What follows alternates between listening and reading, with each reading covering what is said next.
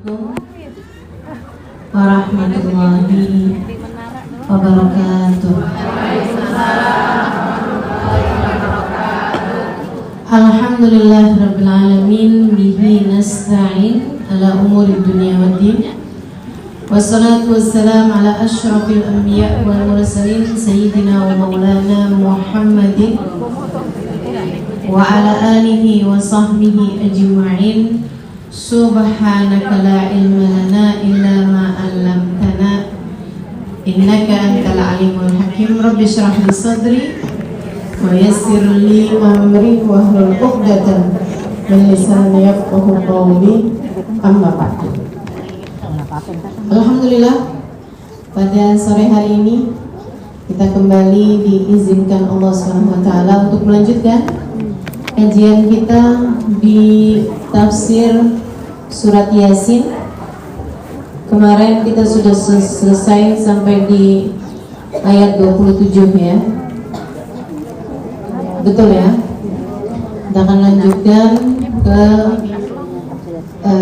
ayat berikutnya, yaitu 28 sampai dengan beberapa ayat ke depan. Mudah-mudahan jadi ilmu yang bermanfaat buat kita sekalian, insyaallah. Jadi menambah iman, menambah takwa, menambah kedekatan kita dengan Allah SWT, mencegah kita dari berbagai macam hal yang tidak menyenangkan, insyaallah. Mudah-mudahan Allah SWT selalu menjaga kita dari dunia hingga akhirat nanti, insyaallah. Amin ya rabbal alamin. Dan biar lebih berkah, kita baca dulu surat Yasinnya dari ayat pertama sampai dengan ayat 30 berapa nih anaknya? 36.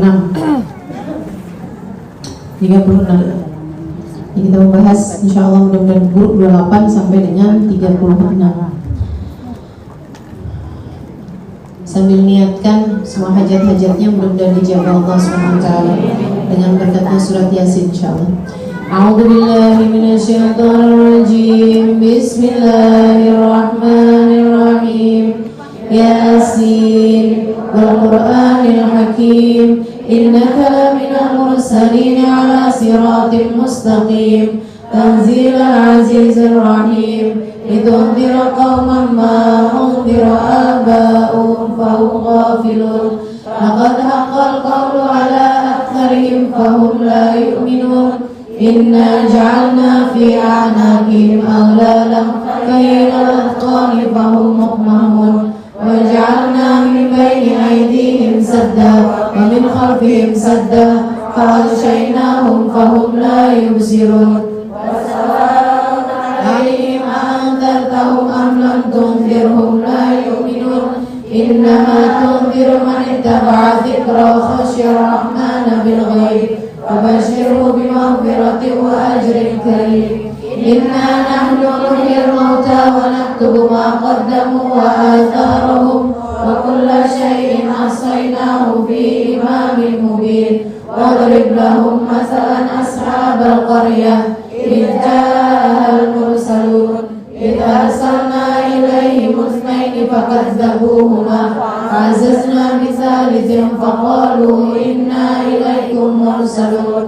Qalu ma antum illa basharun mithluna wa ma anzala ar-rahmanu min shay'in in antum illa takdzibun. Qalu rabbuna ya'lamu inna ilaikum lamursalun wa ma 'alaina illa al-balaghul mubin. Qalu inna tatayyarna bikum illam tantahu lanarjumannakum wa la yamassannakum minna 'adzabun alim. Qalu ta'irukum ma'akum in dzukirtum bal antum qaumun musrifun.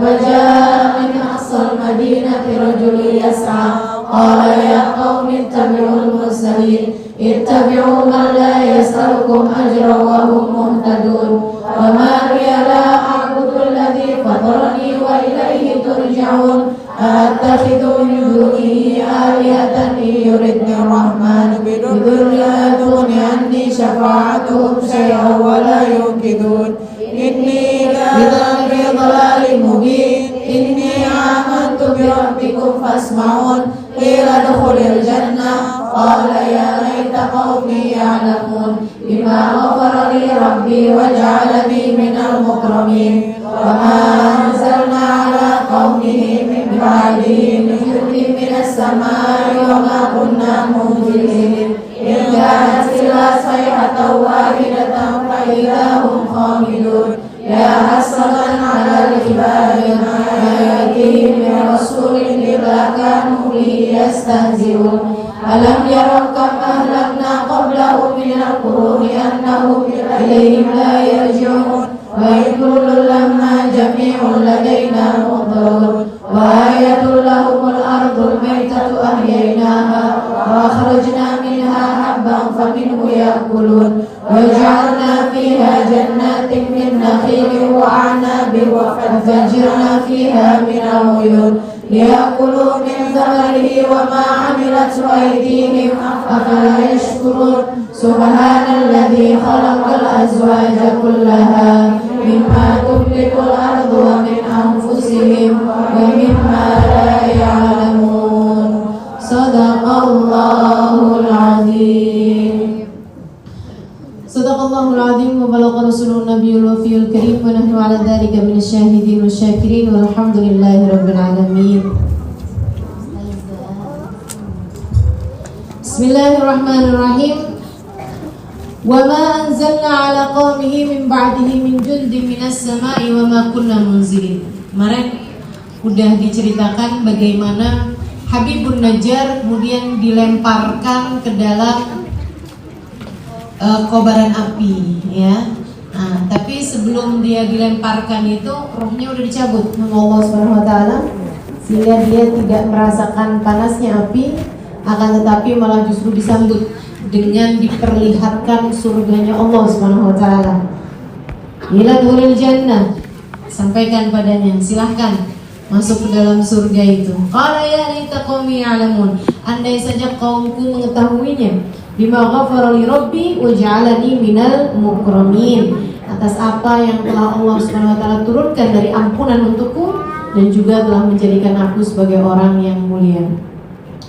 Nah, ini kan kaumnya nih diturunin nabi didustakan, gitu ya, kaum Antakiyah ini. Dia di Habibun Najjar mau ikut bantuin dakwah, malah justru mendapatkan kecelakaan atau justru malah disiksa gitu ya sama kaumnya. Itu kan satu Habibun Najjar disiksa sama banyak orang kan, gitu ya, dari kerajaan tersebut. Wa ma anzalna ala qaumihi min ba'di min jundin wa ma anzalna ala qaumihi min ba'di min jundin minas sama'i wa ma kunna munzilin. Wa ma anzalna ala qaumihi, dan tidaklah kami turunkan kepada kaumnya Habibun Najjar tadi, desa Antakiyah tadi, min jundin, satu pasukan. Kami tidak menurunkan kepada kaum tersebut untuk membalas keburukan yang dilakukan oleh kaum Antakiyah. Allah tidak merasa perlu menurunkan jund, tidak merasa perlu menurunkan pasukan minas sama dari langit. Wa ma kunna munzilin, dan kami tidak menurunkan apa-apa. Allah tidak menurunkan dan tidak merasa perlu untuk menurunkan.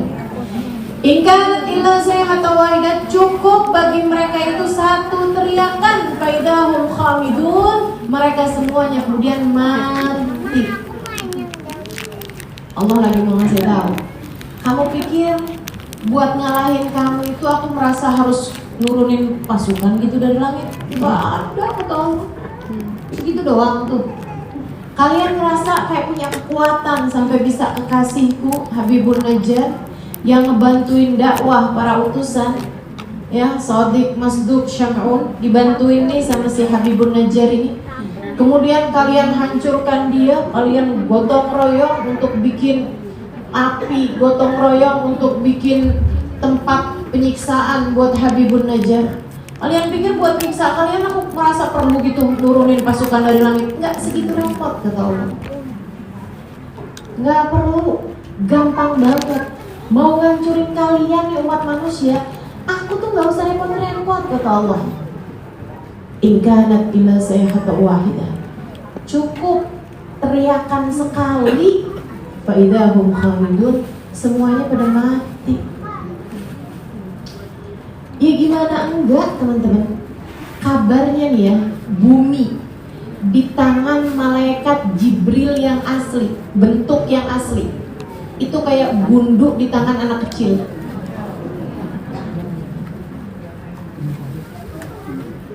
Malaikat Jibril tuh, itu adalah malaikat yang diperintahkan oleh Allah Subhanahu wa taala sebelum zamannya Nabi Muhammad buat menurunkan adab. Jadi kaum-kaum yang terdahulu tuh kalau mau diturunkan adab, itu Allah kasih perintahnya ke malaikat Jibril, pimpinan seluruh malaikat. Jibril, tuh,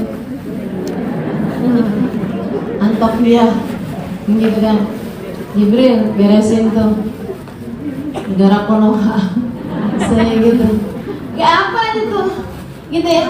Itu Allah Subhanahu wa taala gampang banget kalau mau nurunin adab kepada kaum terdahulu ya, sebelum zamannya Nabi kita Muhammad sallallahu alaihi wasallam.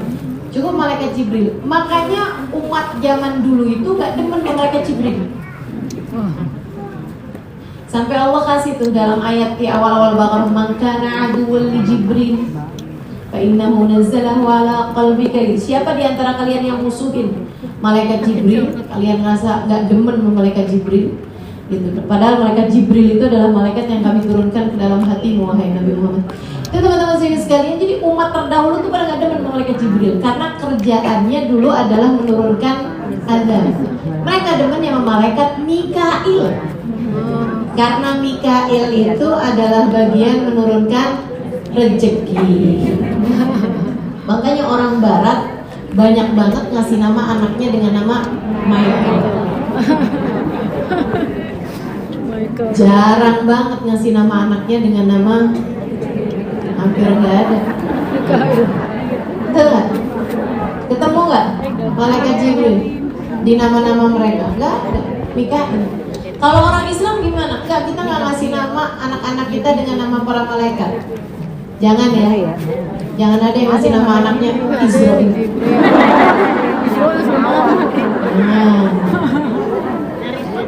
Enggak perlu. Kasih nama anaknya Mungkar Nakir. Kembar kan? Anak kembar kasih nama Mungkar Nakir. Ya Allah, ya Allah. Enggak gitu teman-teman, enggak gitu. Enggak usah ngasih nama anak-anak kita dengan nama para malaikat-malaikatnya Allah Subhanahu wa taala. Emang kenapa Ustaz, kan malaikat kan mulia? Iya mulia, tapi kan rada nggak pantas gitu ya. Malaikat kan hanya melaksanakan perintah Allah Subhanahu wa taala. Nah, kalau kita mau ngasih nama anak-anak kita dengan unsur tafaulan tuh ngambil berkah dari yang punya nama. Ya lebih baik kita kasih nama anak-anak kita dengan nama para nabi-nabinya Allah Subhanahu wa taala atau nama para wali-walinya Allah Subhanahu wa taala. Baik, jadi teman-teman sekalian, malaikat Jibril dalam bentuk aslinya tuh, saya mau ngomong besar tuh gak cukup. Besar banget. Itu ya. Besar banget malaikat Jibril dalam bentuk aslinya. Gitu ya. Kenapa saya sampaikan dalam bentuk asli? Karena yang sering datang kepada Nabi Muhammad kan tidak dalam bentuk asli, tentu aja. Lah orang buminya aja kayak kelereng kok di tangannya malaikat Jibril, sebumi nih. Ya gimana mau nyelip masuk ke dalam gua Hira ya kan, dalam bentuk yang asli gitu. Jadi kecilin sekian juta kali dulu gitu kan, sampai kemudian baru sampai pada ukuran yang tepat untuk hadir dalam kehidupan baginda Nabi besar Muhammad sallallahu alaihi wasallam gitu. Jadi dalam bentuk aslinya besar banget. Nah ini Allah Subhanahu wa taala kalau mau mengadab satu kaum ya, bukan satu orang. Itu kalau mau mengadab satu kaum, cukup manggilin malaikat Jibril aja. Dan malaikat Jibril tuh udah punya berbagai macam metode cara untuk penyiksaan gitu.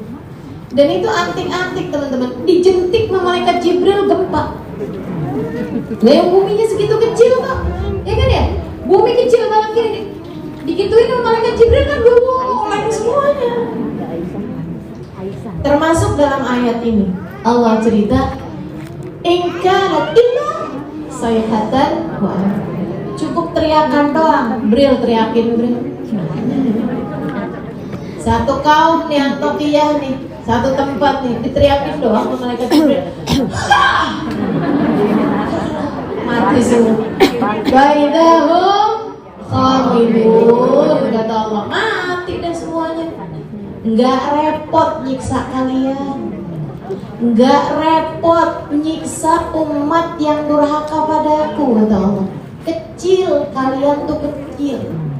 Kenapa sih Allah cerita sampai segitunya nih masalah kekecilan kita dan masalah betapa berkuasanya Allah SWT kepada umat manusia? Biar kita gak belagu. Lo kecil, jangan belagu-belagu. Ibu-ibu ngebayangin kecil belagu-belagu gimana dah coba?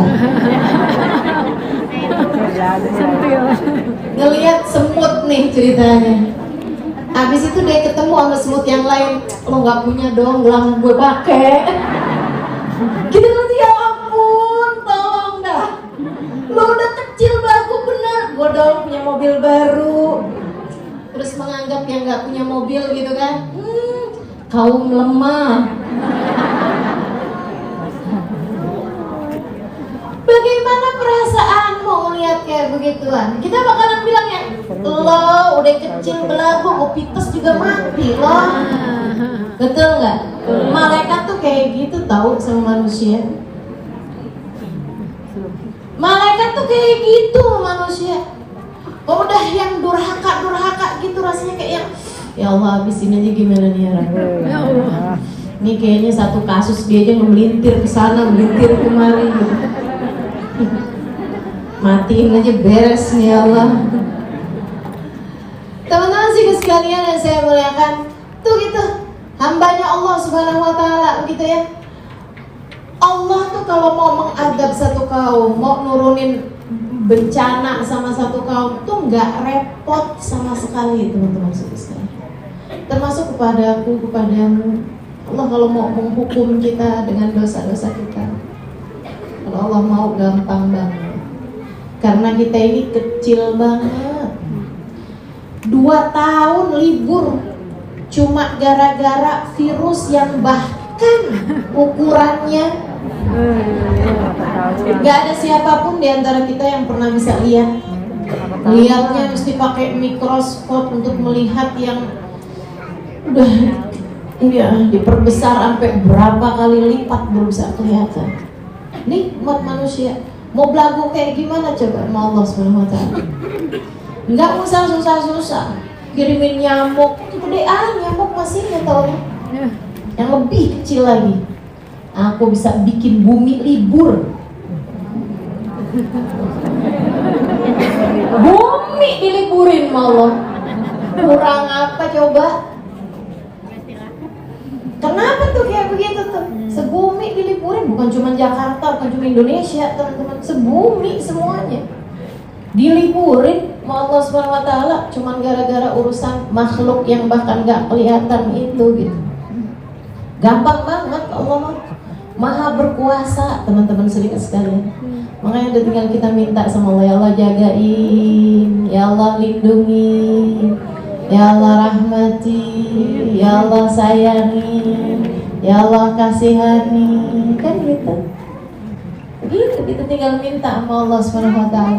Karena manusia ini memang teman-teman sekalian dibagi ada 3 kelompok orang dalam urusan iqbal atau idbar. Apa tuh iqbal? Iqbal tuh ngadepin diri ke Allah, idbar itu berpaling dari Allah SWT. Orang tuh ada 3 kelompok orang dalam hal ngadep ke Allah atau ninggal Allah gitu ya. Ada orang-orang yang menghadapkan dirinya kepada Allah secara keseluruhan.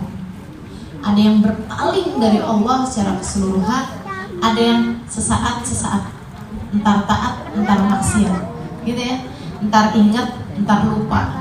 Entar buat Allah, entar buat yang lain gitu. Ini sesuatu dari nasihat Ibnu Samad alaihi ridwanullah, sesuatu ulamanya Allah Subhanahu wa taala. Man aqbal 'ala Allah bi kulliyatihi aqbalallahu 'alaihi jumlah. Siapa yang menghadapkan dirinya 100% kepada Allah Subhanahu wa taala. Hamba ngadepin dirinya 100% kepada Allah Subhanahu wa taala. Semua waktunya buat Allah, semua tenaganya buat Allah, semua hidupnya buat Allah Subhanahu wa taala. Aqbalallahu alaihi bikulliyati, Allah pun menghadapkan dirinya kepada hamba tersebut. Apa aja mau Allah dikasih, dimanjain hidupnya. Bukan hanya dengan urusan-urusan dunia, teman-teman sekalian, berbagai macam hal dikasih sama Allah. Wa idza salani la'atiyanna, kata Allah. Dia kalau minta, bahkan sebelum ngomong udah dikasih Allah SWT. Wa idza sta'adani la'u'idzanna, kalau dia mohon perlindungan padaku dari sesuatu, udah aku lindungkan bahkan sebelum dia perlu memintanya padaku. Gitu. Itu orang yang menghadapkan dirinya kepada Allah Subhanahu wa taala. Jadi sekalian, hidupnya di dunia udah berasa kayak di surga. Sebelum surga pada nanti, hatinya dibahagiakan sampai kata Allah, ala inna auliya Allah, kasih Allah yang menghadapkan dirinya sepenuhnya pada Allah Subhanahu wa taala, la khaufun alaihim wa lahum yahzanun, enggak punya rasa khawatir terhadap apapun dan enggak bersedih hati atas apapun. Mereka hidup bersama dengan Allah Subhanahu wa taala. Masya Allah. Ma fi qalbi ghairullah, kata mereka. Di hati saya enggak ada selain Allah Subhanahu wa taala. Aqbal 'ala Allah bi kulliyati, aqbalallahu 'alaihi jumlah. Siapa yang menghadapkan dirinya kepada Allah secara totalitas, Allah pun memberi kepadanya, menghadapkan zatnya kepada hamba tersebut secara totalitas. Man a'rad 'ala Allah bi kulliyati, a'radallahu anhu jumlah. Siapa yang berpaling dari Allah secara keseluruhan, Allah pun berpaling secara totalitas dari dirinya. Gak ada ngadepnya sama sekali. Dia berpaling dari Allah, Allah berpaling dari dia. Dia kirain dia yang gak mau sholat, padahal Allah yang gak mau dia ngadep padanya. Dia kirain dia ogah hadir majlis, padahal Allah yang gak mau dia hadir dalam satu majlis. Oh, kamu mau kumpul sama hamba-hamba yang aku cintai, aku sayang. Gak ada. Kamu gak layak untuk itu. Dia kirain dia yang gak demen sama ulama, padahal Allah yang menghindarkan para ulama-ulamanya dari orang tersebut. Tapi ada tuh ulama yang tetap dekat, ulamanya dunia barangkali, ulamanya Allah tidak demikian.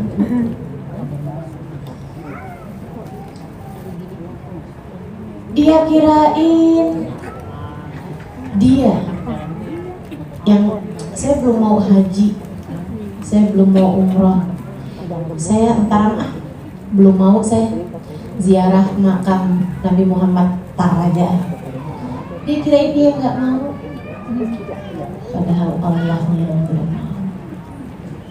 Jangan sampai kamu jadi kelompok yang seperti itu.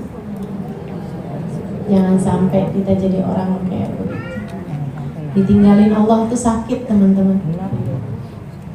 Ditinggalin Allah tuh sakit. Cuekin Allah tuh sakit. Nggak dipeduliin sama Allah, itu hampa, kering, isi hidupnya tangisan, isi hidupnya kesedihan. Dia nggak tahu kesedihannya dari apa. Dia kirain dia sedih karena diputus cinta dari orang, padahal bukan. Dia sedih, dia hampa karena yang seharusnya mengisi hatinya tidak ada dalam dirinya.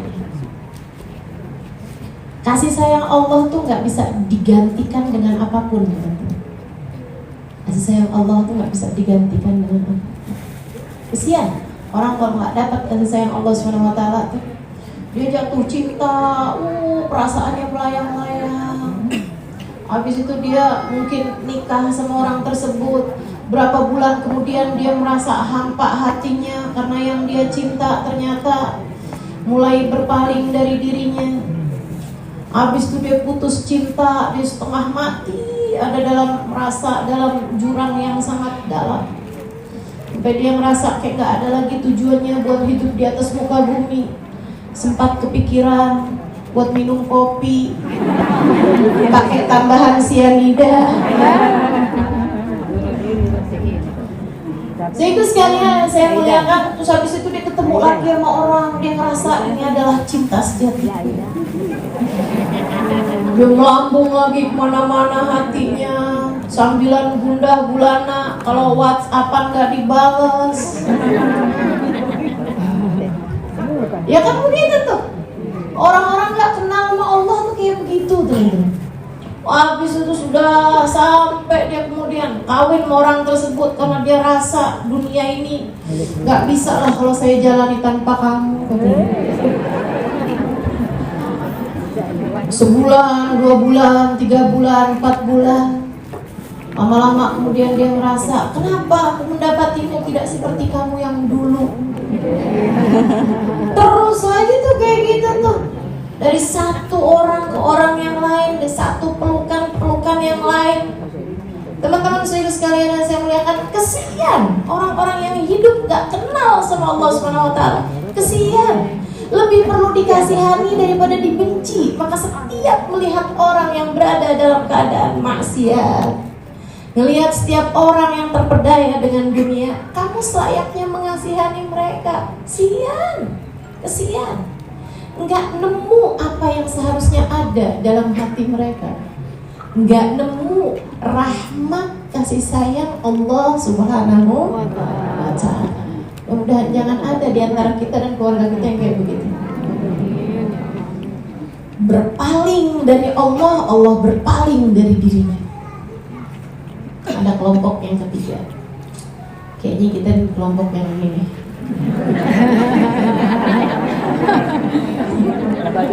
Man kana lillah sa'ah fasa'ah kana Allahu lahu sa'ah fasa'ah. Siapa yang sesaat sama Allah, Allahnya juga begitu sesaat sama dia. Ya Allah, mudah-mudahan lama-lama sesaat yang dosanya berganti jadi sesaat yang taatnya. Dalam artian kan gini nih ya, ada saat-saat dosa, ada saat-saat taat, ada saat-saat lupa, ada saat-saat ingat sama Allah.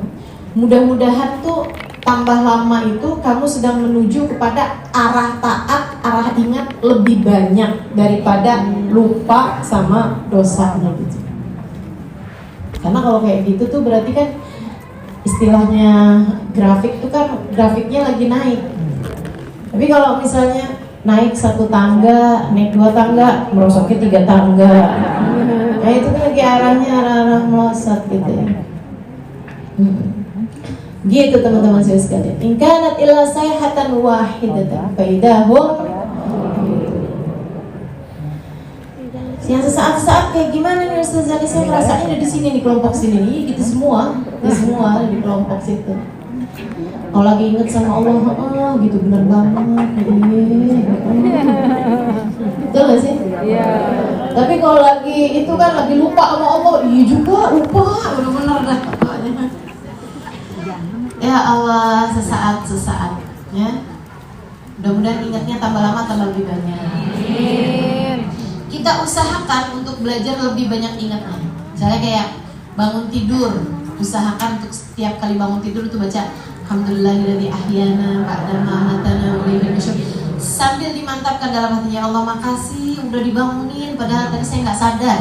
Kalau lagi tidur kan nggak sadar, ya kan? Wa ilaihil masir, Allah hanya kepada Engkau lah aku akan kembali ya Allah. Habis itu baca sholawat kepada Nabi Muhammad, baru bangun dari tidurnya kan gitu, baru turun dari tempat tidurnya gitu. Habis itu wudu, ingat lagi sama Allah. Habis itu keluar sholat, ingat lagi sama Allah.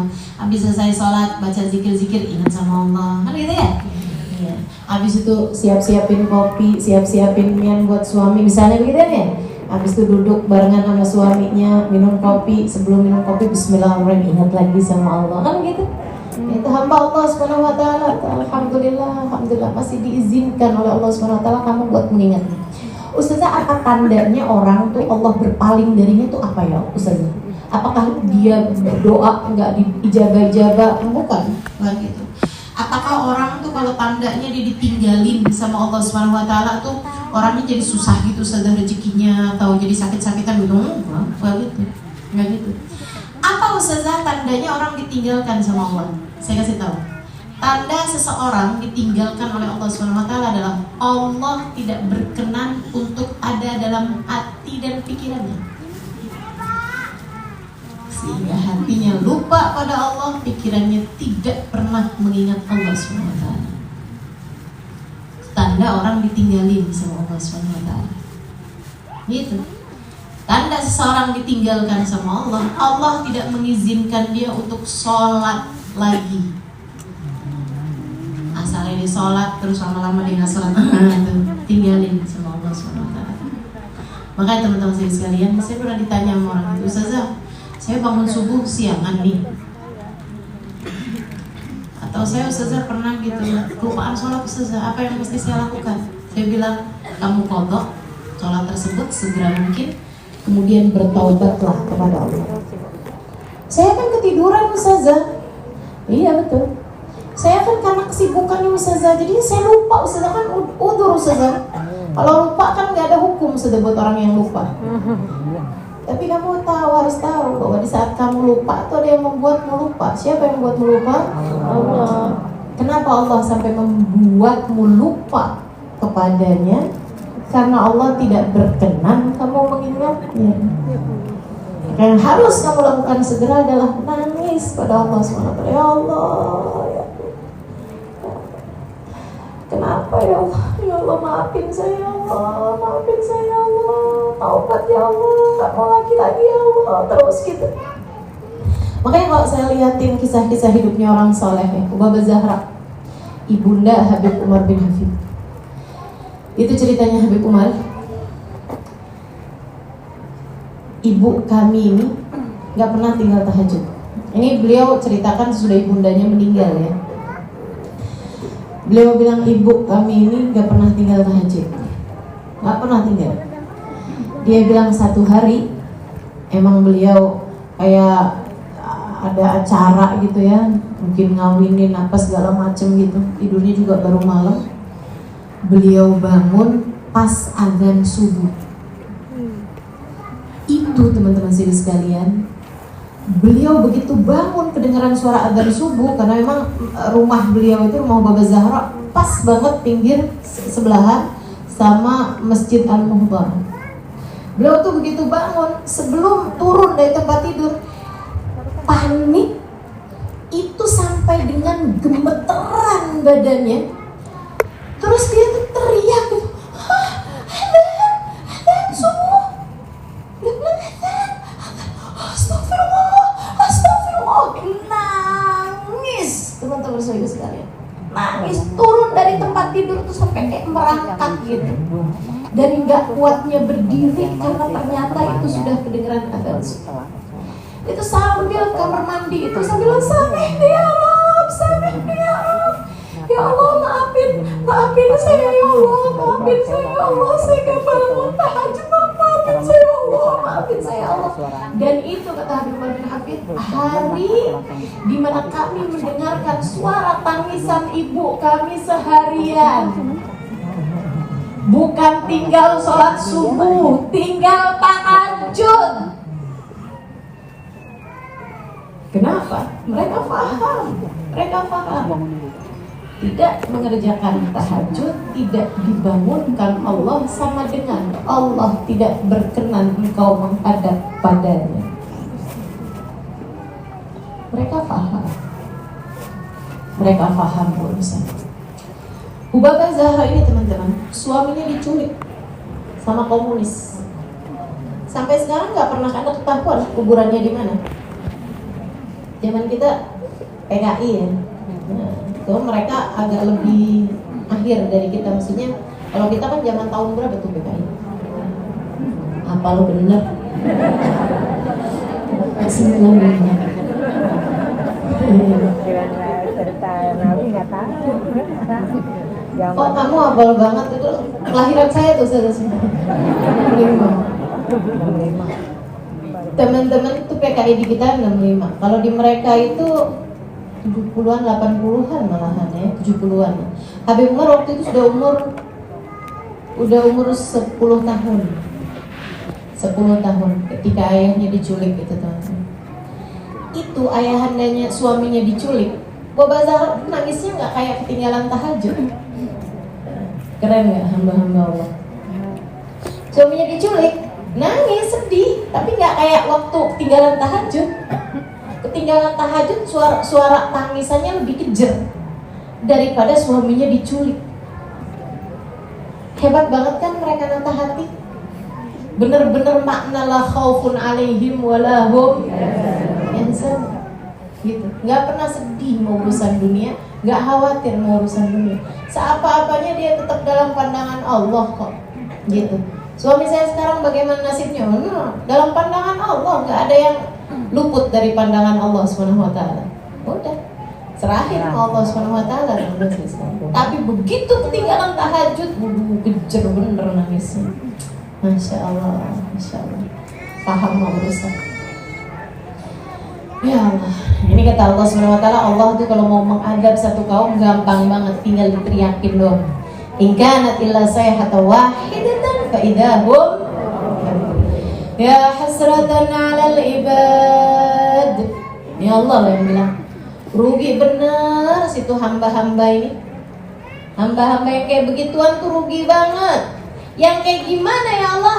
Ma yatihim mir rasulin illa kanu bihi yastahzi'un.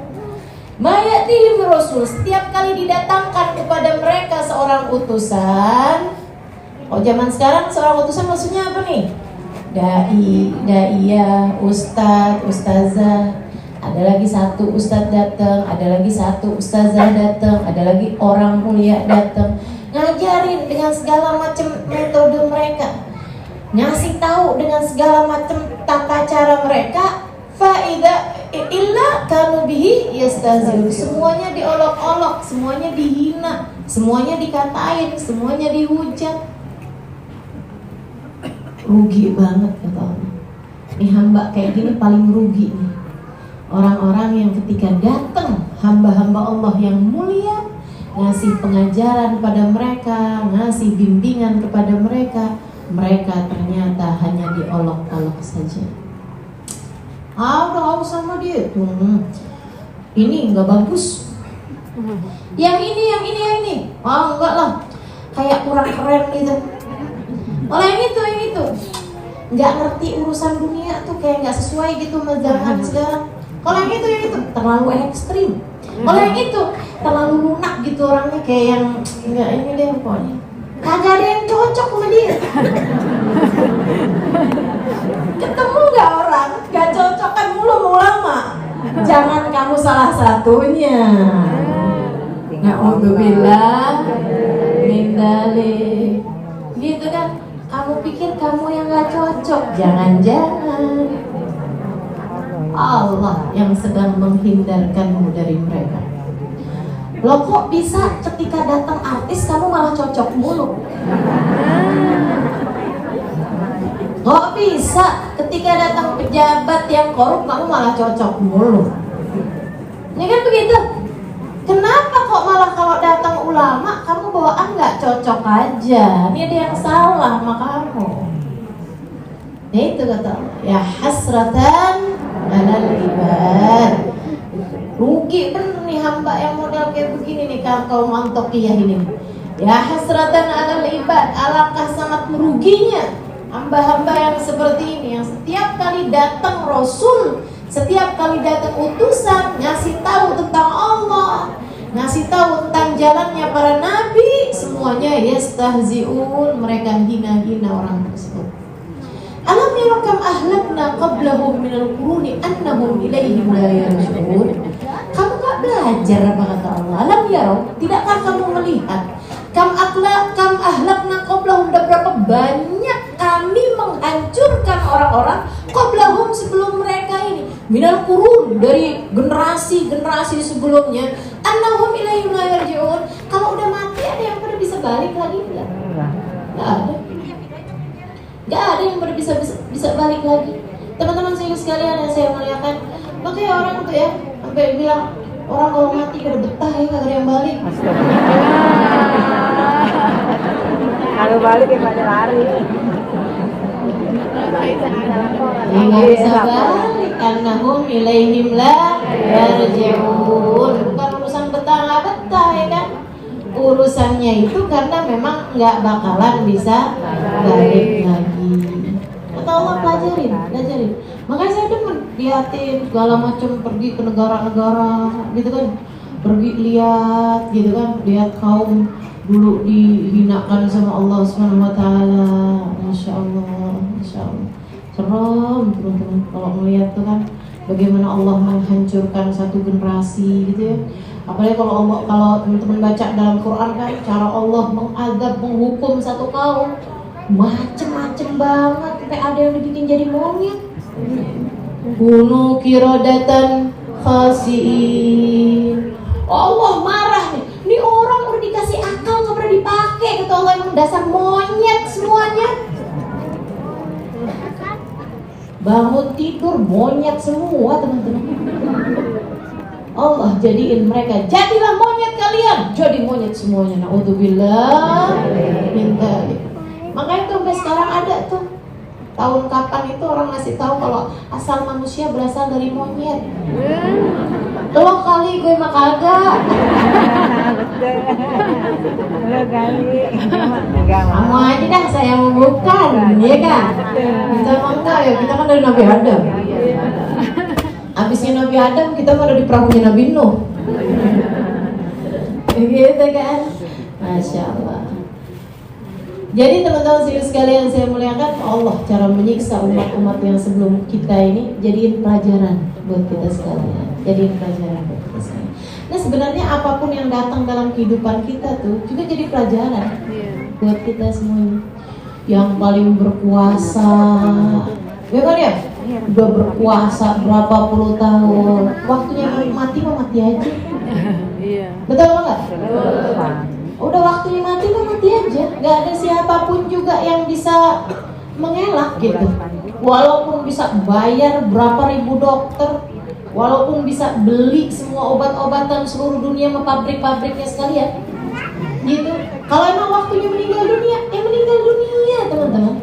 Gak ada yang bisa gitu mencegahnya gitu kan. Kematian namanya, kematian. Udah waktunya mati gitu. Orang mau menghindar dari hukuman kayak apapun aja, kita tinggal nontonin aja deh, biarin nih. Gimana nih caranya, coba nih liatin. Ya kan begitu ya. Semuanya tuh pembelajaran semua. Mau punya power kayak gimana dah kamu dah. Mau punya kekuasaan yang menurut kamu kayak gimana dah. Kalau waktunya Allah mau bikin tuh, gak ada siapapun yang bisa menghindar. Innama amruhu ya yaqulu lahu kun fayakun. Makanya saya sampai pernah ingat apa yang disampaikan guru saya Al-Hikmah bin Hafidh. Aduh, ngeres banget ya. Kata Hikmah bin Hafidh kayak begini. Allah tuh punya satu sifat namanya la yubali. La yubali. Apa artinya? Tidak peduli. Allah tuh gak peduli. Kadang ada hamba gitu, dia taat, dia benar, dia kaya, dia apa gitu. Dia anaknya ulama, dia anaknya siapa gitu. Kalau Allah mau hancurin, kalau Allah mau hinain, ya udah dihinain aja sama Allah. Gak ada yang tersisa. Tapi Allah juga gak peduli. Walaupun misalnya seorang bukan anaknya siapa-siapa gitu ya, bukan sesiapa, biasa-biasa aja gitu. Allah kalau mau muliain, ya muliain aja. Allah gak peduli. Mau orang kayak kita nih, kalau Allah mau muliain, terus sama Allah dideketin, kita sedekat-dekatnya sama Nabi Muhammad, Allah bisa. Mau yang kayak udah kayak gimana taatnya gitu, sama Allah mau dijentik sama Allah nih, kayaknya kurang ajar nggak taruh dan belakang Fir'aun gitu, bisa aja. Allah layu kali, Allah nggak peduli teman-teman. Dan kalau kamu masuk dalam nauzubillah gitu ya, ketidakpedulian Allah memperlakukan hamba-hambanya untuk menghinakan orang tersebut, kamu bisa bilang apa? Ya Allah, kok saya sih ya Allah yang diginiin? Kata ya Allah, emang kenapa? Emang kenapa? Emang siapa kamu? Teman-teman sekalian, jangankan orang kayak kita nih teman-teman, Nabi Allah Zakaria alaihi salam, ini ngeri sih. Imam Ghazali cerita ini dalam kitab Minhajul Abidin. Nabi Allah Zakaria alaihi salam itu meninggalnya di pohon gitu ya, dikejar sama kaumnya. Nabi Zakaria lari sampai sembunyi dalam hutan. Kemudian Nabi Zakaria ketika sembunyi dalam hutan, lihat kanan, lihat kiri, segala macam. Ada satu pohon ngebelah. Nabi Zakaria sembunyi aja dalam sini. Nabi Zakaria sembunyi dalam sini. Nabi Zakaria sembunyi dalam situ, pohonnya nutup lagi. Zet. Selamat dong. Siapa bisa ngira? Waduh, udah tuh masuk semuanya orang-orang. Lihat kanan kiri nggak ada, kanan kiri nggak ada gitu. Tiba-tiba ada si iblis, setan. Dia bilang gitu, emang udah waktunya, emang udah umurnya. Ya. Si iblis bilang, kalian nyari siapa? Nabi Zakaria. Oh benar, kita nyari tuh orang mana dia tuh, lari dari kita tuh. Saya tahu di mana orangnya. Di mana emang? Oh, sembunyi dalam pohon. Ya Allah. Beneran apa? Oh, kalau nggak percaya gergaji aja. Ide-ide pula gergaji aja. Itu yang suka ide-ide keburukan tuh anak buahnya tuh. Setuju. Ya Allah. Teman-teman sekalian, mereka dong ngambil gergaji, dan di gergajinya bukan dari kanan kiri loh, dari atas ke bawah. Ya Allah. Wah. Nabi Zakaria udah yang lagi tenang-tenang, suara apa nih? Terus gergaji teman-teman. Kata Imam Ghazali dalam Minhajnya, falamma wasala al-minsyar ila mafraq ra'si sah. Ketika si gergaji itu nyampe ke tulang kepalanya Nabi Zakaria sakitan dong, digergaji. Kebayang ya? Ketika Nabi Zakaria berteriak, Allah bilang, ya Zakaria, kamu berteriak karena gak puas dengan keputusanku. Kamu berteriak karena kamu gak terima dengan takdirku. Wahai Zakaria, jika kamu berteriak sekali lagi, wahai Zakaria, aku akan keluarkan kamu dari kelompok Nabi menjadi kelompok ahli neraka. Sebab Allah tidak peduli. Jika Nabi Zakaria dari kelompok Nabi bisa dikeluarkan dari ahli neraka, bagaimana dengan Halimah terus? Bagaimana dengan dirimu teman-teman? Gak punya apa-apa kita, selain kita nastahib, selain kita meminta sama Allah, ya Allah kasihanin ya Allah, saya ya Allah, rahmati saya ya Allah. Kita kalau ngelihat sisi kekuasaan Allah, sisi kerasnya Allah pada hamba-hambanya yang dia benci gitu, serem kita teman-teman, ngeri kita. Tapi kita juga mudah-mudahan bisa ngelihat juga ke arah bahwa Allah tuh kalau mau muliain orang juga nggak peduli. Allah nggak peduli. Kalau mau muliain orang, diangkat sama Allah SWT. Tinggiin sama Allah SWT. Udah banyak hamba-hamba itu kan yang begitu beruntung gitu. Begitu beruntung. Kalau kamu merasa, iya nih saya nih kayak begitu beruntung gitu, maka minta sama Allah, ya Allah, kama atmamta alaina, kama an'amta alaina bin ni'mah fatammim. Ya Allah, sebagaimana Engkau telah menjadikan kami, Engkau karuniakan dengan kenikmatan ini, maka sempurnakanlah ya Allah, jangan pernah Engkau cabut kemudian, sempurnakan. Tambahin terus. Keberuntungan kami ditambahin terus. Salah satu dari orang yang beruntung misalnya ya, Zaid bin Harithah, budak tuh teman-teman, budak. bisa seberuntung itu, masya Allah, masya Allah. Sayyidina Zaid bin Harithah, emaknya namanya Su'da, bapaknya namanya Harithah. Dia sebenarnya bukan budak, cuman satu hari dia lagi main ke rumah keluarganya, keluarga kayak bibi, kakek gitu loh, di kampung lain. Terus di sana dia main-main sama teman-temannya yang lain, umur 10 tahunan gitu, main-main rada kejauhan. Lagi ada perang antar kabilah. Kalah kabilah yang di situ tuh kalah, semua anak-anaknya jadi jarahan termasuk si Zaid ini. Jadi jarahan juga, dijual habis itu.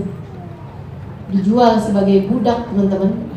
Sampai satu waktu sudah jadi budak nih bertahun-tahun, satu waktu kebeli sama Hakim bin Huzam, sepupunya Khadijah bintu Khuwailid, yang dengar kalau Khadijah udah nikah sama seseorang bernama Muhammad.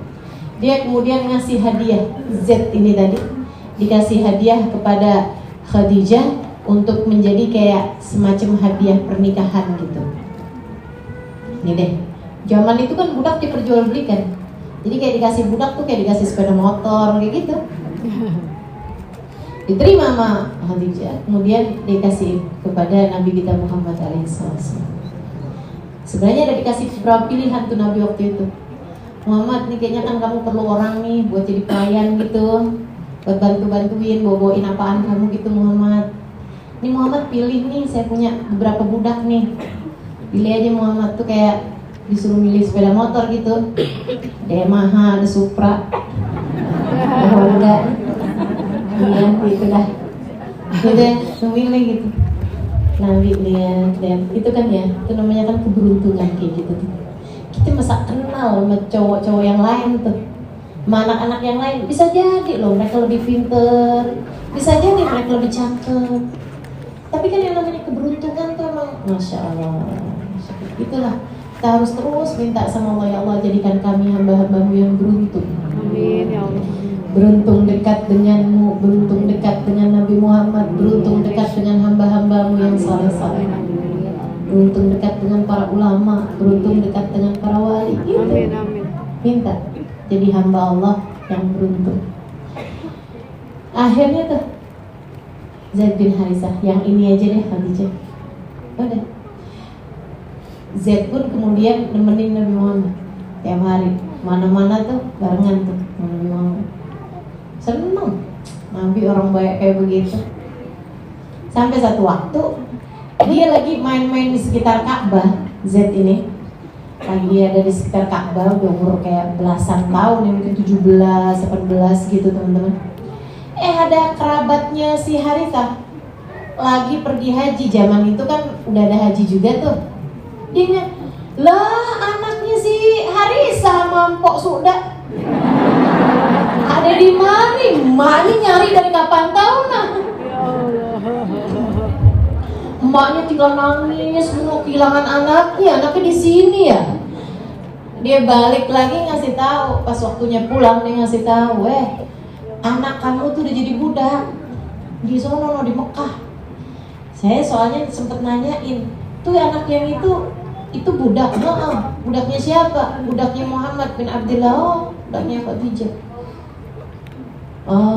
Anaknya pemimpin kabilah sini, tapi bapaknya udah meninggal. Gitu kan, cucunya Abdul Muttalib. Ya. Udah tuh. Dia pulang nih ngasih tahu ke bapaknya langsung nabung. Kemudian orang-orang di kampungnya juga pada ikutan nyumbang buat bisa ngebeli Zaid bin Harithah. Soalnya kan kalau misalnya semacam itulah saweran gitu ya. Soalnya kan kalau kayak begitu tuh teman-teman, harganya biasanya tambah mahal. Kalau apalagi tambah dipengenin gitu, ya harganya bisa melambung tinggi gitu. Datang nih si bapaknya sama pamannya, ibunya nggak ikutan karena kan emang perjalanan lumayan jauh gitu. Sampai di sana ketemu sama Nabi Muhammad gitu. Dia bilang, saya ini bapaknya Harithah, bapaknya Zaid. Saya Harithah, dan ini saudara saya gitu. Dia bilang kami ini datang ke sini mau membeli Zaid bin Harithah. Berapa aja deh harga yang kalian mau, saya akan beli. Begitu ya, saya akan beli. Pokoknya itu sebenarnya bukan budak tuh, maknya nangis mulu siangan. Kita mau ambil balik, tinggal sebut aja deh angkanya berapa deh, asal jangan sampai TT gitu. Kita bawa cukup banyak nih gitu. Maksudnya istilah kata misalnya budak biasa tuh misalnya 50 juta gitu ya. Oh ini nih bawa nih ke 500 juta, kurang lebih gitulah. Maksudnya udah siap nih duitnya nih gitu.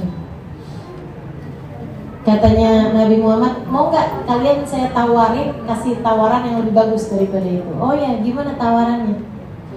Dia bilang kita panggilin Zaid, dia suruh milih. Kalau dia emang mau balik sama kalian, saya kasih gratis. Oh bener, saya kasih kalian gratis. Tapi kalau Zaidnya mau tinggal di sini sama saya, biarin ya. Oh iya, mana ada orang mau jadi budak daripada balik sama orang tuanya. Panggil tuh si Z. Tahu dah lagi main gundu ke, lagi apa nih, layangan kali ya. Bayang gak sih mainan layangan di deket Ka'bah? Nyangkut. Layangan ini pulang nyangkut, nangis dia. Kenapa nyangkutnya di Ka'bah? Enak dong. Saya mau ambil balik, dimarahin orang-orang, ya iya. Akhirnya teman-teman panggil si Z tuh. Z, ini siapa kamu? Terus dilihatin, oh bapak saya wahai Muhammad. Nah, disalam sama bapaknya. Yang itu Z belum jadi nabi, Nabi Muhammadnya. Dan orang sana kayaknya kagak biasa dah manggil bang, om gitu kan, nggak biasa. Jadi akhirnya ini siapa Z? Paman saya, wahai Muhammad. Gitu. Ya salamin gitu kan. Z, kami datang kemari untuk mengambilmu Z, dan bagus Tuhan kamu itu nggak menghalanginya Z. Z, tapi dia ngasih pilihan sama kamu Z. Kamu mau tinggal di sini atau tentu saja kamu akan bersama kami pulang ke kampung kami. Zednya ngeliatin orang tuanya, bisa ngeliatin Nabi Muhammad. Nabi udah kayak kelihatan sedih gitu mukanya, sayang Nabi Muhammad.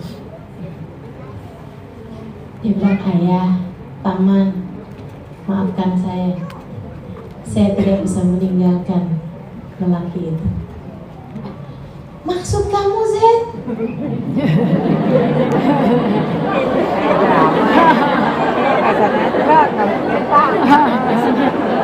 Aku ini ayahmu Z. Lama nih. Ibumu di rumah menunggumu Z. Ini kirain bercanda nih, saya serius loh ini. Saya serius.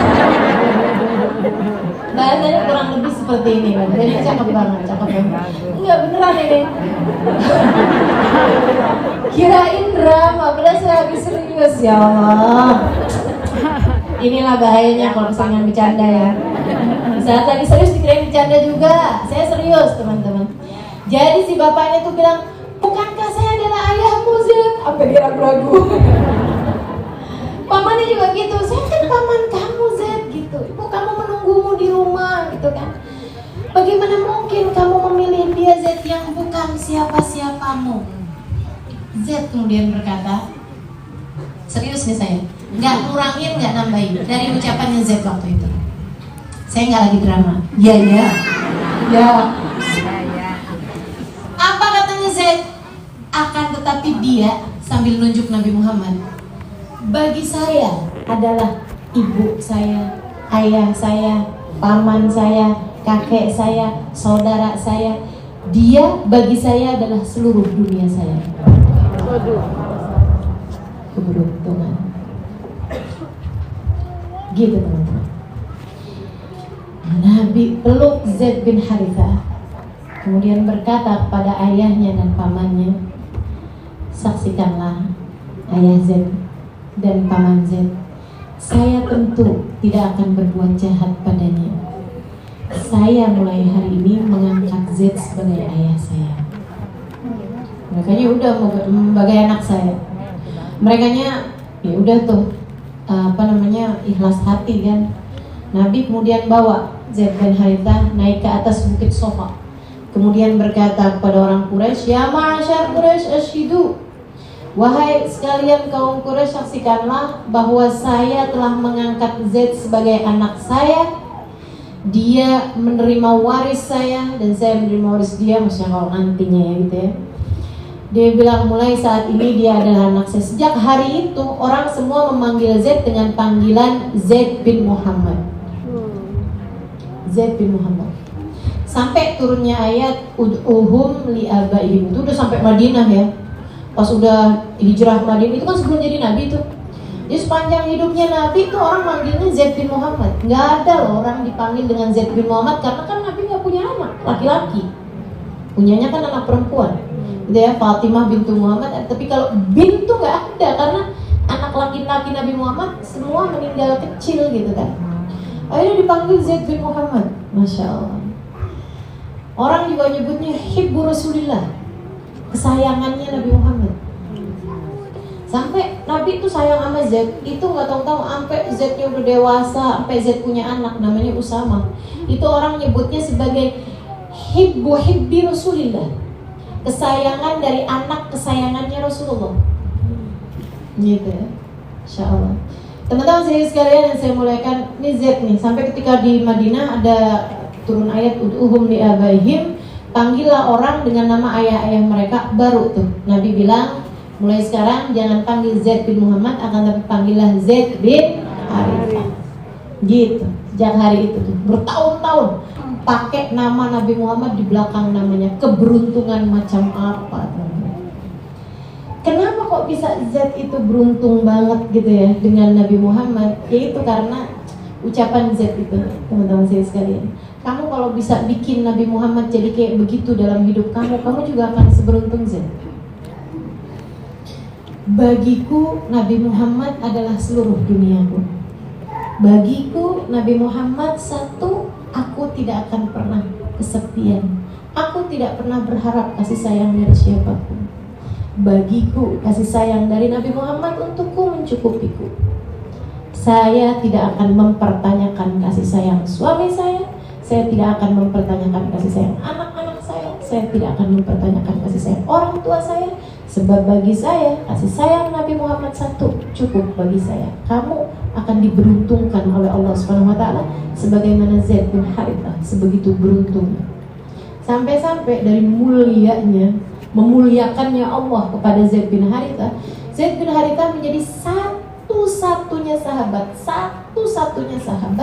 yang namanya Allah tuliskan dalam Al-Quran. Falamma qada Zaidun minha wa tara zawwajnakaha. Tatkala Zaid sudah menyelesaikan urusannya dengan istrinya, kami pun menikahkan mantan istrinya Zaid denganmu, wahai Nabi Muhammad. Jadi namanya Zaid itu ada dalam Al-Quran. Di saat nama sahabat yang lain gak ada loh yang disebutin namanya dalam Al-Quran. Zaid ada namanya dalam. Dari mantan budak menjadi seorang yang namanya ditulis Allah dalam Al-Quran. Allah kalau bikin orang beruntung gak peduli. Makanya jangan pernah merasa insecure dengan rahmatnya Allah SWT. Jangan pernah, saya anaknya siapa, saya ini kan cuma kayak begini nih, remahan rengginang dikali kombuan. Jangan. Allah kalau mau bikin kamu beruntung. Masya Allah.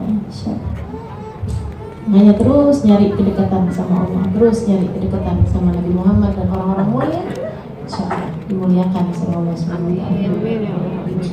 Jadi kata Allah, lam yarau kama ahlakna qablahum minal qurun annahum ilaihim la yarji'un. Kamu nggak lihat apa bagaimana kami dulu menghancurkan kaum-kaum sebelum kalian ini? Dan mereka udah hancur sama Allah, dimatiin sama Allah, nggak ada yang balik tuh. Wa in kullun lamma jami'un ladaina munzarun. Nih semua manusia dari gede kecilnya, dari laki-laki perempuannya, dari tua mudanya, dari zaman Nabi Adam sampai zaman yang terakhir, kullun semuanya ini kelak nanti akan dikumpulkan kepada kami. Semuanya nanti akan ada waktunya menghadap kepada kami di padang mahsyar. Semuanya hanya akan berkumpul pada suatu hari nanti. Gak ada yang bisa ngelak, gak ada yang bisa bolos, gak ada yang bisa absen, teman-teman. Saya mahsyar gak hadir deh ya.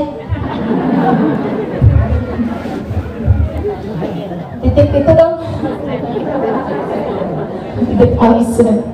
Nggak kena yang namanya urusan akhirat tuh semuanya harus ingkullul lamma jami'ul ladaina muhdharun. Mau yang paling taat sampai yang paling maksiat, semuanya hanya akan kembali kepada Allah.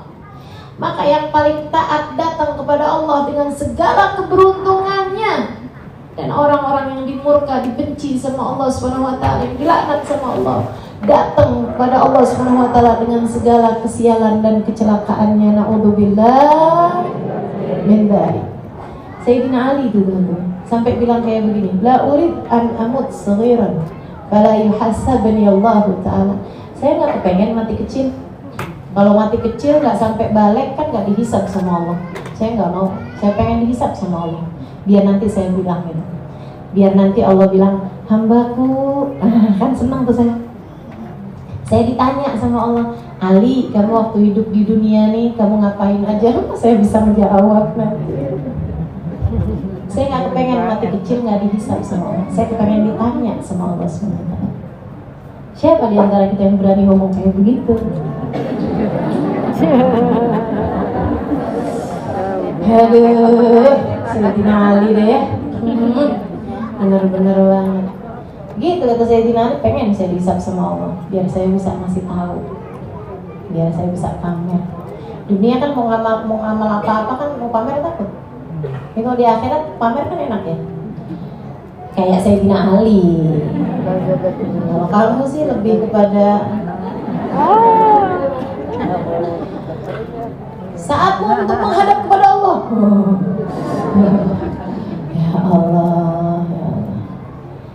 Yang malam itu kamu ngapain? Kalau Sayyidina Ali yang ditanyakan, ya Allah, aku tidur sebentar, kemudian berdiri menghadapmu ya Allah dengan linangan air mata karena khawatir kau tidak ridho padaku ya Allah.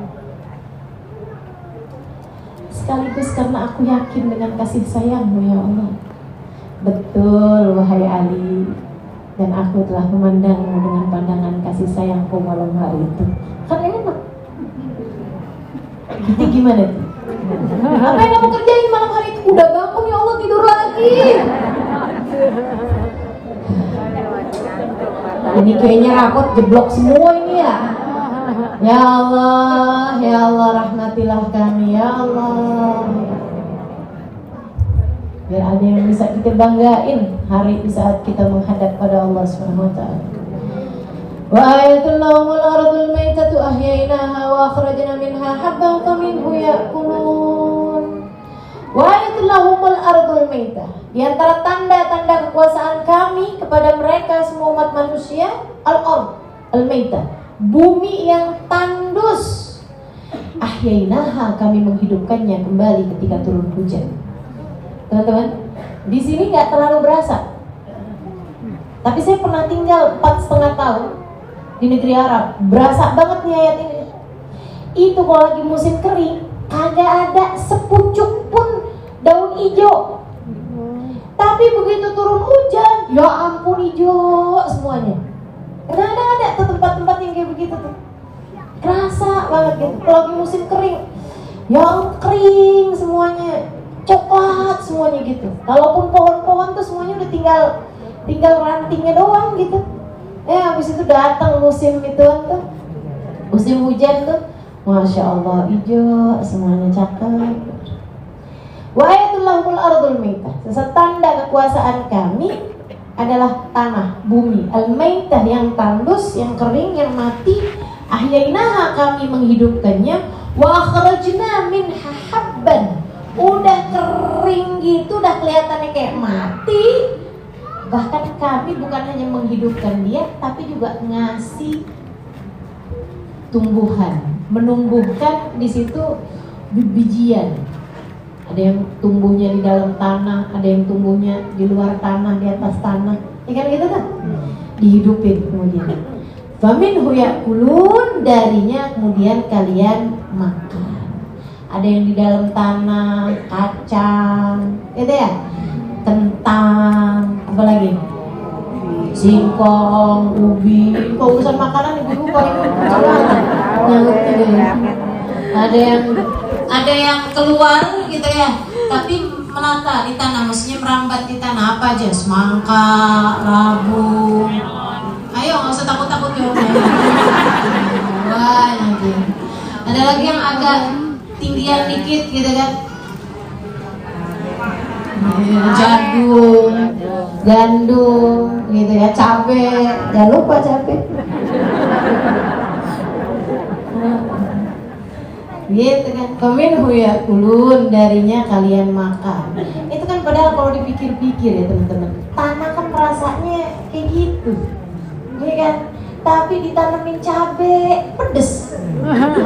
Ditanemin semangka, udang merah manis, ya kan gitu ya? Ditanemin kentang kayak gitu rasanya, tanemin kacang kayak gitu rasanya, jagung kayak gitu rasanya, ditanemin duren, iya kan ya begitu ya, sampai baunya kayak begitu, masya Allah, luar biasa bener gitu. Allah subhanahu wa ta'ala, faminhu ya. Waj'alna fiha jannatin min nakhilin wa 'anabin wa fajjarna fiha minal uyun. Dan kami jadikan bumi ini, di antara bumi ini ada yang jannat, kebun-kebun teman-teman. Harus jauh-jauh gitu ya tuh, situ tuh. Mana tuh? Kebun tebet tuh. Apa namanya? Oh iya, emang itu namanya? Bukan Taman Honda. Oh dulu Taman Honda ya, saya mah orang dulu. Baru saja bisa lagi. Oh gitu. Nah, kirain jadi Yamaha. Jannat, teman-teman. Di antaranya tuh ada yang jannat, ada yang kebun-kebun. Min nakhilin, dari kurma. Kalau Allah sebutinnya kurma, Al-Quran ini kan turun, yang mendengarkannya ini kan orang-orang pada masa hidupnya Nabi Muhammad SAW. Mereka itu kalau dikasih permisalan-permisalan yang terdekat dengan kehidupan mereka tentu saja. Ya kan ya? Saya ngajarin sesuatu kan yang terdekat dengan kehidupan, biar istilah anak zaman sekarang relate kan gitu ya. Jadi dikasih contohnya kayak begini, Allah nggak ngasih tahu gitu, misalnya di antara itu ada kebun-kebun yang tumbuh di dalamnya mengkudu, rambutan, gitu ya, lengkeng, itu nggak sebutin buah-buahan yang kayak begitu. Kenapa? Kagak tumbuh di sono. Jadi ditumbuhinnya min nakhil, kebun-kebun kurma. Tuh kata Allah, liatin tuh kebun-kebun kurma, masya Allah. Wa'nab, kebun-kebun anggur. Emang tumbuh Ustazah di sana? Tumbuh teman-teman, ada. Ada di beberapa daerahnya itu di Arab tuh banyak pohon-pohon anggur. Wa fajjarna fiha minal uyun, dan kami pun juga keluarkan dari bumi itu sebagiannya ada mata-mata air. Oh, kalau di Indonesia, aduh, udah banyak banget dah kayak gitu. Ya lihat ya, mata air banyak, kemudian kebun-kebun banyak. Aduh, makanya orang Arab tuh kalau dibawa ke Indonesia tuh, jannah, surga nih surga, katanya kayak gitu, surga gitu. Balikannya orang Indonesia juga dibawa ke Arab gitu, surga. Pas ngeliat itu tuh toko emas, surga.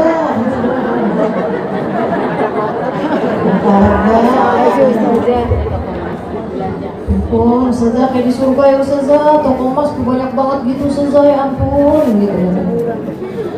Wa fajjarna fiha minal uyun. Ini Allah SWT lagi ngasih percontohan teman-teman saya sekalian. Andai bumi tidak menumbuhkan tanaman, dari apa kamu makan?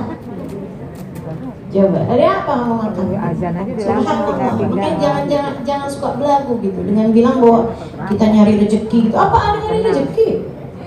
Gak ada. Yang ada rezeki yang nyamperin kamu. Kita tuh itu yang sering saya misalkan tuh, sering saya sampaikan. Misalnya nih, pagi-pagi nih kita makan nasi, kita makan mana sih ulang lagi ya? Tidak kalau gitu. Saya pagi-pagi minum kopi, misalnya begitu kan ya. Kalau misalnya saya bikin sendiri gitu kan, saya cukup dengan jeram air. Habis itu kopinya saya taruh, gitu ya, gulanya saya taruh. Habis itu airnya beberapa menit saya tuang di situ, udah deh, saya siap deh tuh habis itu. Minumlah saya kopi. Hanya beberapa menit aja persiapan saya menuju kepada kopi, gitu kan. Saya datang menuju kopi, ini hanya perlu waktu 5 menit lah paling lama. Akan tetapi kopi menuju saya, teman-teman saya sekalian, sebelum ada di dapur saya tuh kopi ada di Indomaret. Berapa lama? Sebelum dia ada di Indomaret itu dia ada di pabrik. Berapa lama?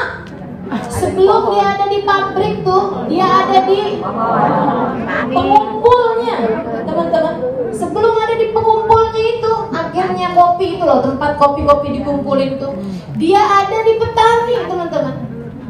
Nah, petani itu untuk bisa sampai kepada kopi yang layak dia jual ke agen, itu teman-teman sekalian, dia sebelumnya tuh jemur dulu. Sebelum jemur itu dia metik dulu, kan gitu ya.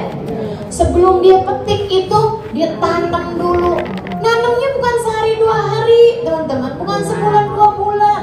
Perlu waktu bertahun-tahun sampai dengan kopi tersebut itu matang dan siap untuk dipetik. Bertahun-tahun kopi itu untuk bisa sampai kepada saya. Sementara saya nyampe ke kopi cuma 5 menit. Gitu bilangnya, saya bikin kopi. Dari mana ceritanya? Ngaku-ngaku inti. Kan gitu kan? Jadi makanya sering saya sampaikan, andai kamu nggak tahu alamat rezekimu sekalipun, nggak usah khawatir, tenang aja, rezekimu tahu alamatmu. Nggak akan ada yang pernah keliru, teman-teman. Rezeki nggak pernah ceritanya salah alamat. Nggak ada ceritanya rezeki salah alamat. Sehingga sekalian yang saya muliakan, guru saya Mbak Nur bahkan mengatakan tiap satu butir nasi sudah tertulis di situ bakalan jadi rezekinya siapa. Nggak akan keluar dari apa yang sudah dituliskan. Itu jadi rezeki dia gitu. Mau kamu maksain setengah mati juga, kalau ketulisnya di situ rezekinya kucing, lepas dari tangan kamu, teman-teman. Nggak pernah ceritanya kamu udah mau nyuap kemudian kesenggol. Bukan rezeki kita. Kesenggol, masa kamu makan lagi? Kan nggak mungkin, kamu pinggirin. Abis kamu pinggirin, kamu kemanain? Cari kucing, kan gitu ya? Kucing. Katanya kucing ini dia rezeki saya, emang udah ditulis di situ, nama saya di situ. Gak ada yang keliru, teman-teman. Gak ada yang keliru. Gak ada ceritanya rezekimu dimakan orang. Kalau dimakan orang berarti rezekinya orang, bukan rezekinya kamu. Gitu. Jadi sekalian yang saya muliakan, jadi urusan rezeki itu Allah nih kasih tahu di sini. Wa ayatul lau, tanda kekuasaan kami buat kalian, kata Allah. Al-ardul maitah ahyainaha. Bumi kadang udah kering aja kami hidupin lagi karena kami pengen ngasih rezeki sama kalian. Wa akhrajna min habban faminhu ya'kulun. Kami tumbuhkan bebijian di sana, dari sana kalian makan. Dari sana kalian makan. Jangan sok-sokan ngerasa kita yang dapetin rezeki gitu. Enggak, kita tuh dikasih rezeki. Kita dikasih rezeki. Allah SWT, Allah yang ngasih rezeki, semuanya udah ada catatannya. Kamu nggak bakalan mati kecuali setelah semua jatah rezeki kamu makan. Tuh, nggak bakalan kamu mati kecuali setelah semua jatah rezeki kamu makan. Ada orang jalan nih di hutan, ada orang lagi jalan gitu ya, kemudian jatuh ke sumur. Sehingga sekalian dia minta tolong. Setelah berjam-jam kemudian ada seseorang nolongin dia. Selamat, teman-teman, selamat. Habis itu dibawa ke rumahnya. Orang tersebut kemudian minum susu. Habis selesai minum susu, dia kemudian jalan, kepleset, mati. Pantesan mana bikin mati? Kepleset apa kejebur sumur? Kejebur sumur kada mati, kepleset mati. Kenapa gitu? 1, belum datang ajalnya. 2, masih ada rezeki. 1 gelas susu yang harus dia habiskan. Belum kelar, masih ada rezekinya. Segelas susu dia mesti habisin. Hidupin, biarin jalan lagi. Udah ini Allah, gerakin, kasih orang ada yang lewat di situ biar bisa selamat gitu teman-teman. Itu sya'nul hayat, hidup tuh kayak begitu. Hidup tuh kayak begitu, nggak usah terlalu khawatir. Urusan rezeki itu udah kelar, diatur dari langit, udah nggak usah terlalu mikirin. Nggak usah terlalu mikirin. Waduh gimana nih, suami ini bakalan pensiun tahun depan. Lah ngapain kamu pusing dari sekarang? Masih tahun depan loh, Masya Allah, pusingnya dari sekarang. Teman-teman sih sekarang umur kamu nyampe tahun depan apa enggak juga belum tahu kan? Gak usah khawatir, nanti kalau saya meninggal dunia anak-anak saya makannya dari mana? Kamu pikir selama ini yang ngasih kamu makan anak-anak kamu itu kamu belagu? Ini contoh hamba-hamba belagu nih. Ini malaikat rokib, Atid pada bingung. Ini gimana ya? Mau ditulis di mana nih ya? Kayak kesannya memikirkan nasib anak-anaknya, penuh rahmat, penuh kasih sayang, tapi dia menghina Allah nih. Ini penistaan kepada Allah. Dia lupa yang ngasih rezeki anak-anaknya adalah Allah Subhanahu wa ta'ala. Teman-teman serius sekalian saya muliakan, jangan pernah khawatir urusan rezekimu. Allah bilang dalam Al-Quran, rizqukum fis sama'i wa ma tu'adun. Rezeki kalian udah kelar, udah rampung, diatur dari langit, udah selesai semuanya. Udah, catatannya tuh udah kering. Tinta nyatet rezeki kalian tuh udah kering, udah rapi, udah kelar. Udah, meeting udah selesai. Urusan rezeki kamu tuh, lah ngapain kamu pusingin sekarang? Gak usah pusing-pusing, semuanya udah ada aturannya, udah ada jalannya. Rezekimu bakalan sampai kepadamu, mau atau gak mau, sampai. Tenang aja teman-teman, tenang aja, sampai kamu. Gak usah. Jangan sampai kekhawatiranmu terhadap urusan rezeki menghalangkanmu dari rahmat Allah Subhanahu wa ta'ala ketika dibagi. Jangan sampai kekhawatiranmu terhadap urusan rizki yang seharusnya datang padamu dalam keadaan halal akhirnya datang padamu dalam keadaan haram. Itu orang yang nyuri-nyuri, teman-teman sekalian, apa alasannya kalau enggak karena khawatir terhadap urusan rezeki? Ya gitu. Waduh, kita nggak punya makanan nih, udah dicuri aja. Waduh, gimana nih, gitu ya? Buat sekolah anak-anak besok ini apa? Udah tenang deh bu, iya deh bu, nanti saya usahain. Kata suaminya. Suaminya usahain apa akhirnya? Nyuri, korupsi, ngambil yang bukan haknya, gitu kan? Apa sebabnya? Kekhawatiranmu terhadap urusan rezeki, teman-teman. Kekhawatiranmu terhadap urusan rezeki. Bahkan yang paling kecil dosa yang bisa kamu kerjakan ketika kamu mengkhawatirkan urusan rezeki. Kamu jadi ngomel-ngomel sama suami. Iya Pak ya. Transferan belum masuk nih. Kayaknya panas tapi kok belum cair juga ya.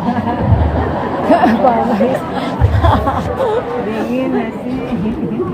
Padahal rezekinya nggak ditaruh dalam kulkas, tapi kok nggak cair-cair ya. Teman-teman sekalian, saya muliakan, dari mulai yang omongan-omongan kecil sampai yang aku nggak betah nih jadi istri kamu nih kayaknya seret banget sih rezekinya. Suaminya bilang, oh sejak kawin sama kamu.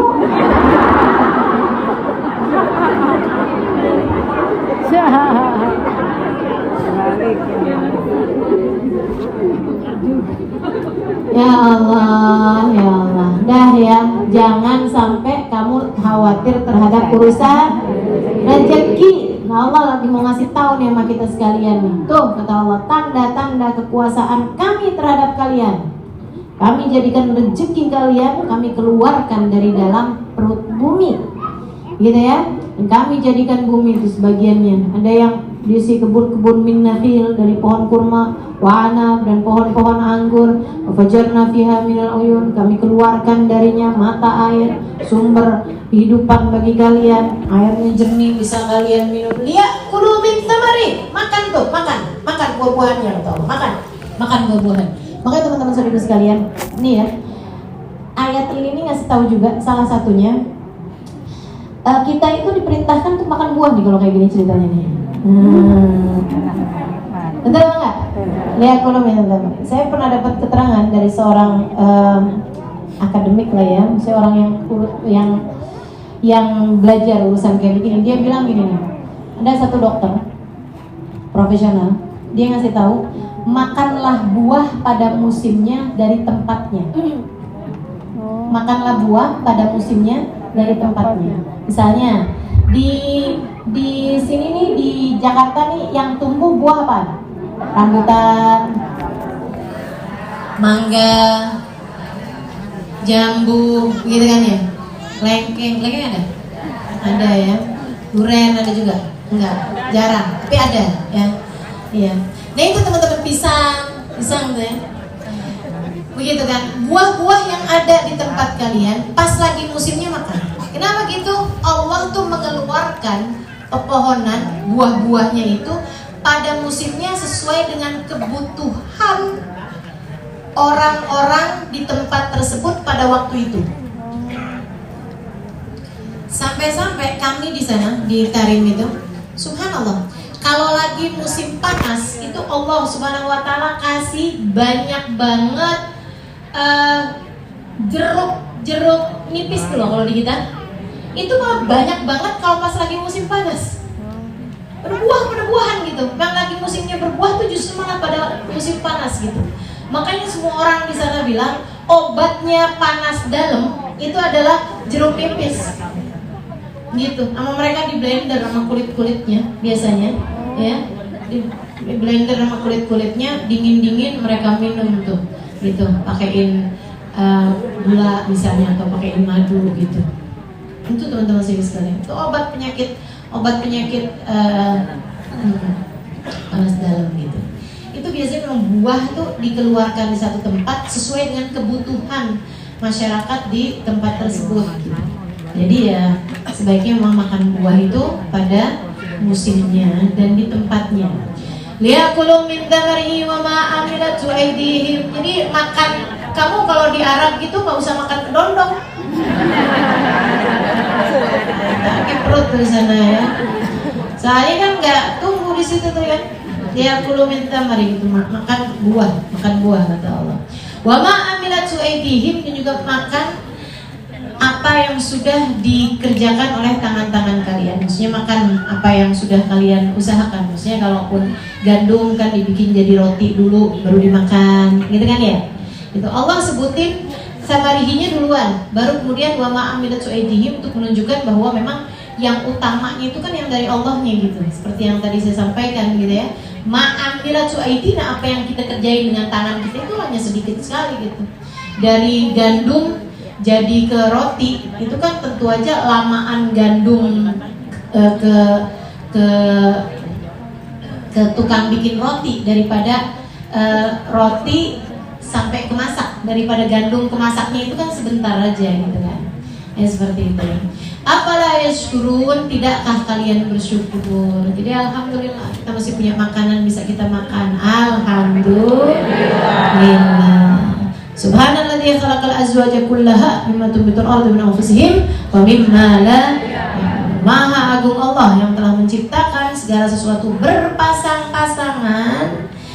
Mimma tunbitul ardu, dari apa yang ditumbuhkan oleh bumi, wa min anfusihim, dan dari diri-diri kalian, wa mimma la ya'lamun, dan dari apa yang tidak kalian ketahui. Allah tuh bikin segala sesuatu berpasang-pasangan. Teman-teman, pasang-pasangan, macam-macam tuh pasang-pasangan. Makanya sampai ketemu listrik, sampai ketemu macam-macam itu kan harus ada pasang-pasangannya kan. Ada negatif, positif, baru hidup kan gitu. Baterai itu juga harus negatif, positif. Pokoknya apa-apaan tuh semuanya berpasang-pasangan untuk bisa jadi semuanya tuh hidup gitu. Demikian pula dengan manusia, adanya manusia yang lain kan karena berpasang-pasangan. Suami sama istri kawin, kemudian tumbuh manusia yang berikutnya. Aku tumbuh, lahir manusia yang berikutnya. Urusan gitu tuh kagak ada yang ngingetin. Wa mimma la ya'lamun, dan dari makhluk-makhluk yang tidak kalian ketahui. Bahkan dari diri kita nih, kalau kita lihat pasang-pasangan mata sama mata kan gitu ya. Ini semuanya ada pasang-pasangan loh ini. Kanan, kiri, kan gitu. Semuanya, bahkan yang kayak kelihatannya satu pun sebenarnya di dalamnya tuh berpasang-pasangan. Kayak hidung ini kan dua gitu. Mulut kelihatannya satu padahal enggak loh itu. Semuanya tuh ada kanan kiri gitu. Gigi kanan kiri kayak begitu tuh. Teman-teman sekalian, semuanya tuh berpasang-pasangan. Makanya sampai ada istilah orang mati separuh. Kan begitu? Karena manusia ini sebenarnya ada pasangannya. Kiri kanan tuh semuanya ada kayak gitu. Gitu. Otak aja ada kiri ada kanan. Kan gitu ya? Otak aja tuh ada kiri ada kanan, teman-teman. Masya Allah, luar biasa benar. Allah SWT menciptakan dengan sebegitu detailnya gitu ya. Makanya memang sumber ilmu pengetahuan, sumber segala macam kebijaksanaan, sumber kisah-kisah Quran isinya semuanya nih. Ngasih tahu tentang berbagai macam hal dalam kehidupan di atas muka bumi ini. Wallahu a'lam bishawab. Dan ilmu yang manfaat, bikin kita sama Allah SWT, bikin kita tambah ngerti betapa kecilnya kita di bawah kekuasaan Allah SWT. Tambah dekat sama Allah insya Allah, tambah dekat sama Rasulullah insya Allah, tambah dekat sama Al-Quran insya Allah, tambah dekat dengan para ulama insya Allah, tambah jauh dari dosa insya Allah, tambah jauh dari orang-orang yang dimurka sama Allah insya Allah, tambah jauh dari orang yang beriman sama Allah insya Allah, tambah jauh dari api neraka insya Allah. Amin ya rabbal alamin. Wassallallahu ala sayyidina Muhammadin wa ala alihi wa sahbihi wasallam walhamdulillahi rabbil alamin. Teman-teman, bulan depan itu udah masuk bulan Rabiul Awal.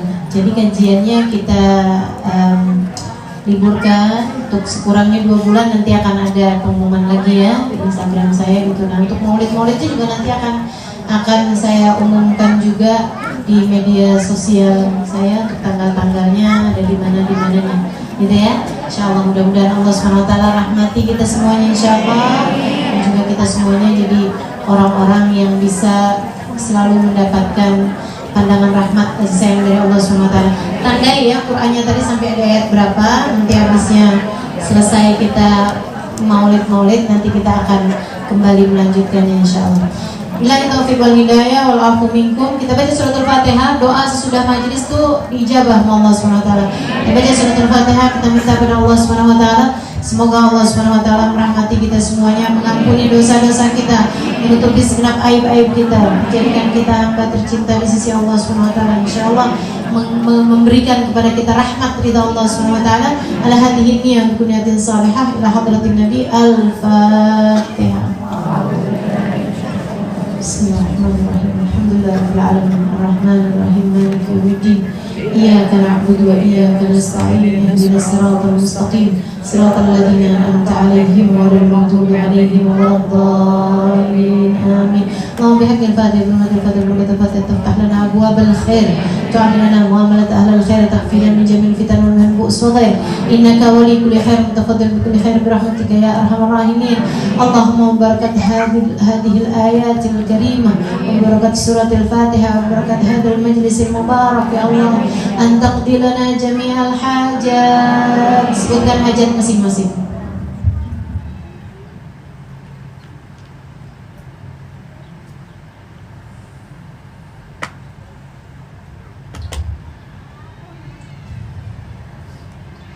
تقضي لنا جميع الحاجات وتبلغنا كل الأمنيات بجاه خير البريات. إن الله يشفي مرضانا ويعافي مبتلانا ويعطي كل سائل منا ومن مسلم مأمون على مرضنا ورسول. صلى الله على سيدنا محمد وعلى آله وصحبه وسلم والحمد لله رب العالمين.